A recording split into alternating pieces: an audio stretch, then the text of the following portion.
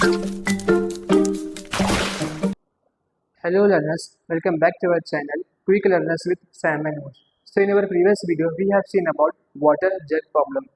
तो जैसे कि पिछले वीडियो में हमने आपसे बात की थी कि वाटर जेट प्रॉब्लम क्या होता है। तो अगर आपने वीडियो को वॉच नहीं किया तो प्लीज़ वो वीडियो को वॉच करें, उसको देखें, उसको समझने की कोशिश करें।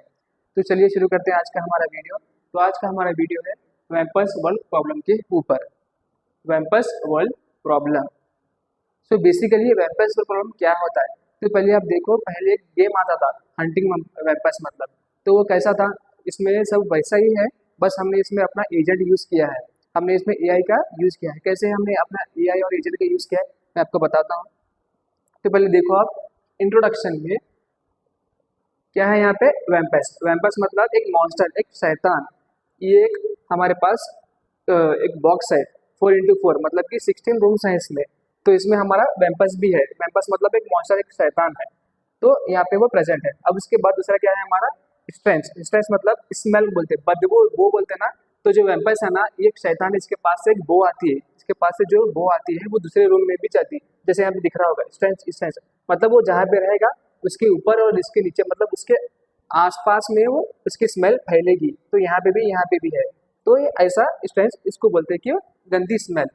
अब उसके बाद एजेंट, ये मेन, ये है हमारा एजेंट, मतलब हमने एजेंट को यहाँ पे रखा है। अब इसका काम क्या है मैं सब आपको बताता हूँ। अब ध्यान से देखिए, बहुत ही ईजी है, ये गेम की तरह ही है। अब देखो आप, अब पीट, पीट मतलब गड्ढे को बोलते हैं। गड्ढा रहता है ना, तो ये ऐसा होगा कि एक पूरे रूम में पूरा गड्ढा होगा, यहाँ पे गड्ढा होगा। और इसमें एक मेन पॉइंट क्या है, वो गड्ढे के जितने भी आसपास रूम है वो सभी रूम ब्रिज से होंगे। ब्रिज मतलब वो भी आपको बता दूं मैं। अब पहले गड्ढे का समझो। गड्ढे का हो गया कि पीठ मतलब वो गड्ढे का रूम है, गड्ढा है पूरा रूम। उसके बाद ब्रिज, हाँ ब्रिज मतलब हवा, ठंडी हवा। तो उसके पीठ के रूम के आसपास में पूरे ठंडी हवा के रूम है, यहाँ पे देख रहे होंगे ब्रिज ब्रिज ब्रिज ऐसा। अब उसके बाद गोल्ड। गोल्ड मतलब जो हमारा एजेंट क्या करेगा, उस वो गोल्ड लेकर आएगा वो। तो इसलिए गोल्ड है, मतलब कि हम एक गेम की तरह खेलेंगे कि एक शैतान होगा, एक गड्ढे का रूम होगा, एक ठंडी हवा का रूम होगा और गंदी स्मेल का रूम होगा। तो एजेंट क्या करेगा, और इसमें दो पॉइंट ध्यान रखना कि एजेंट ट्रैवल कैसे करेगा, सिर्फ दो तरीके से, एक तो वर्टिकली, एक हॉरिजेंटली। ये क्रॉस में ऐसा ट्रैवल नहीं कर सकता, ये सिर्फ वर्टिकली और हॉरिजेंटली ट्रैवल करके अपने गोल तक पहुंचेगा, गोल्ड को लेकर आएगा। तो ये था हमारा गोल्ड का काम। अब एरो। एरो मतलब एजेंट के पास एक एरो होती है, तो एरो क्या करता है, वो इसको मॉन्स्टर को मतलब एम्पस को शूट करेगा। और शूट करने के बाद एम्पस के पास से एक आवाज आएगी, वो आवाज आने के बाद वो मतलब चिल्लाएगा, चिल्लाने के बाद वो मर जाएगा। तो ये हमारा गेम है समझो। हमने एजेंट को छोड़ दिया और वो गोल्ड लेकर आएगा। लेकिन अब इसमें हम आगे देखेंगे कैसा होता है। तो हमारा दूसरा स्टेप क्या है, पहले तो इंट्रोडक्शन हो गया कि आप समझ गए होंगे कि कैसा गेम है। अब उसके बाद टू क्या है हमारा, अवार्ड्स एंड पनिशमेंट। वो कैसे? अब अवार्ड्स मतलब वो लेकर आएगा तो उसको रिवॉर्ड क्या मिलेगा, अगर वो कुछ फंस गया तो क्या होगा, तो वैसा। तो plus 100 points if agent come out with gold. अगर एजेंट सेफली, और यहाँ पे एक बात नोट करने की ये है कि वो एजेंट जहाँ से ट्रैवल करता, मतलब वो जहाँ से जो रास्ता लेता, जो रास्ता लेकर वो गोल्ड लेकर आता, उसको वही रास्ते से वापस आना होगा। ऐसा कि एजेंट गोल्ड लेकर जाएगा और वही रास्ते से वापस आएगा, तो उसको कितने मिलेंगे, 100 पॉइंट्स मिलेंगे। ये अवार्ड उसको मिल जाएगा। अब उसके बाद -1 point on agents every action, मतलब जो भी एक्शन एजेंट लेगा उसके बिहाफ पे उसके एक एक पॉइंट्स माइनस होंगे। वो भी कुछ भी एक्शन लेगा तो -1 पॉइंट हो जाएगा। अब उसके बाद थर्ड क्या है हमारा, -10 point if arrow is use. अगर एजेंट एरो यूज करा मॉन्स्टर को मारने के लिए तो उसके -10 पॉइंट्स हो जाएंगे। फोर क्या है हमारा, -200 point if agent get die, मतलब अगर आपका एजेंट मर गया, ये हमारा एजेंट क्या है, अगर मर गया तो -200 पॉइंट्स हो जाएंगे। तो ये था हमारा अवार्ड एंड पनिशमेंट इंट्रोडक्शन था ये हमारा। अब उसके बाद हम देखेंगे पीस प्रॉपर्टीज। पीस प्रॉपर्टीज मतलब इसमें भी दो तरीके के हमने लिए हैं, क्या क्या, एक तो परफॉर्मेंस मेजर और एक एनवायरनमेंट। परफॉर्मेंस मेजर मतलब वो एजेंट कैसा परफॉर्म करता है, वो एजेंट कैसा सेफली गोल्ड लेकर आता है या फंस जाएगा, वो कैसा वर्क करता है, उसको बोलते हैं हम परफॉर्मेंस मेजर की। हम एजेंट की परफॉर्मेंस को मेजर करेंगे। कैसे मेजर करेंगे, यही हम अवार्ड एंड पनिशमेंट को मद्देनजर रखते हुए इसी के ऊपर ही हम उसके परफॉर्मेंस को मेजर करेंगे। कैसा, 100 point if agent come out with gold, उसको 100 पॉइंट मिलेंगे अगर वो गोल्ड लेकर आ गया। -1 point on agent every action, वो जो भी एक्शन लेगा उसके ऊपर इसके एक 1 पॉइंट कट हो जाएंगे, माइनस हो जाएंगे। -10 point if arrow is use, अगर वो एरो यूज करेगा वेम्पर्स को मारने के लिए उसका -10 पॉइंट हो जाएंगे। -200 इफ एजेंट गेट है, अगर वो मर जाएगा तो -200 पॉइंट, ये उसके परफॉर्मेंस मेजर है। उसके बाद एनवायरमेंट, ये क्या है हमारा एनवायरमेंट, मतलब एजेंट जहाँ पे है उसके आसपास क्या क्या है, उसके आसपास क्या क्या चीजें हैं, उसको बोलते हैं एनवायरमेंट। उसके आसपास क्या क्या है, एम्प्टी रूम्स, यहाँ पे एम्प्टी रूम्स, उसके आसपास एम्प्टी रूम्स भी है, रूम्स भी दो एम्पास, क्या क्या है, एक रूम है उसमें शैतान भी है, मॉन्स्टर भी है। स्टेंस रूम्स मतलब कि बदबूदार स्मेल्स रूम भी है उसके आसपास। ब्रीजी रूम्स मतलब ठंडी हवाएं के रूम भी है। रूम विद गोल्ड, गोल्ड के साथ भी रूम है।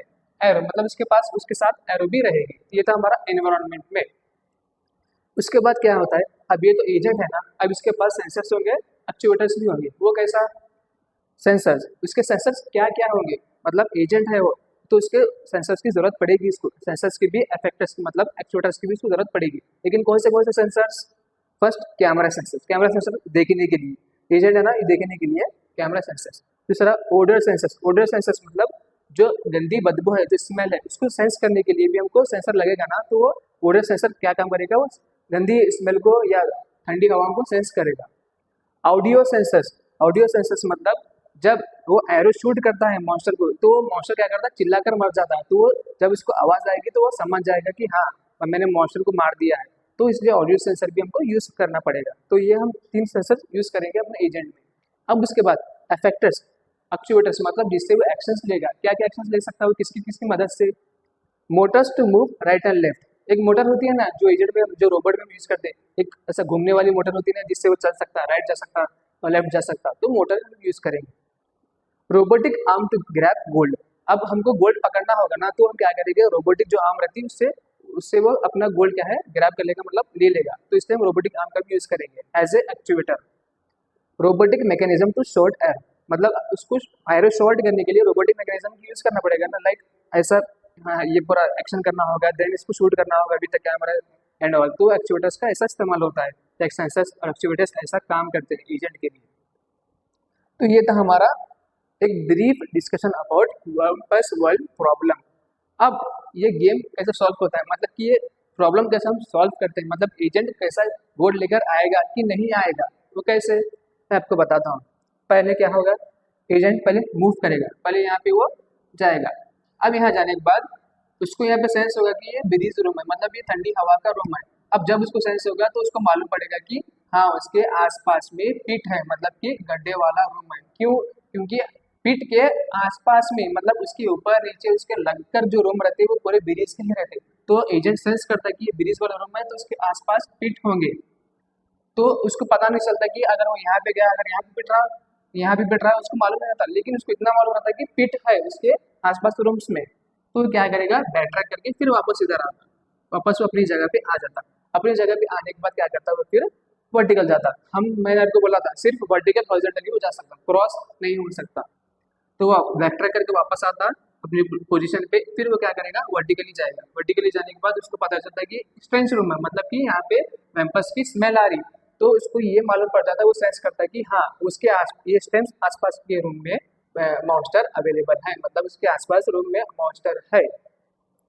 उसको इतना मालूम पड़ता है। इतना मालूम पड़ने के बाद वो क्या करेगा, फिर यहाँ पे जाएगा। तो हमारा एजेंट कहाँ, यहाँ पे आ गया। अब यहाँ पे आने के बाद अब यहाँ पे मेन पॉइंट क्या है, जब वो यहाँ पे आता तो यहाँ से वापस नहीं जाता। क्यों नहीं जाता, जब यहाँ पे आएगा तो उसे ना मॉन्स्टर मिलेगा ना ही पिट मिलेगा।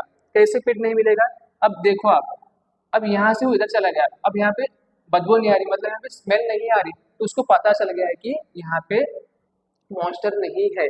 मॉन्स्टर कहाँ पे रहता, मॉन्स्टर जहाँ पे रहेगा वहाँ पे ही पूरे स्मेल फैलेगी, उसके आसपास रूम में ही उसकी स्मेल फैलेगी। लेकिन यहाँ पे जब वो आया तो वहाँ पे उसकी स्मेल नहीं आ रही, तो वो क्या करता, वो सेफ है समझ जाता।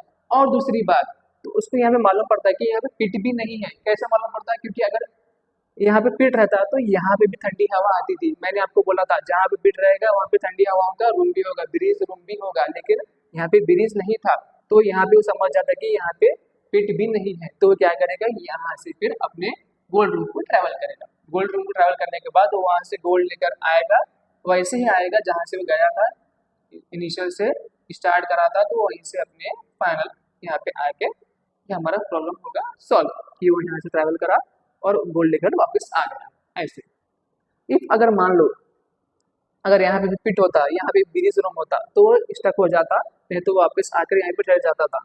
तो ये था हमारा प्रॉब्लम। तो ऐसा हम कैंपस वर्ल्ड वो प्रॉब्लम को अपने एआई में सॉल्व करते हैं कि हम अपना एजेंट के जरिए ऐसा करेंगे। तो मैं उम्मीद करता हूँ आपको समझ में आ गया होगा, ये बहुत ही सिंपल एक प्रॉब्लम था, समझिए। तो मैं आपसे फिर से मुलाकात करूँगा अपने अगले वीडियो में। तब तक के लिए बाय बाय लर्नर्स।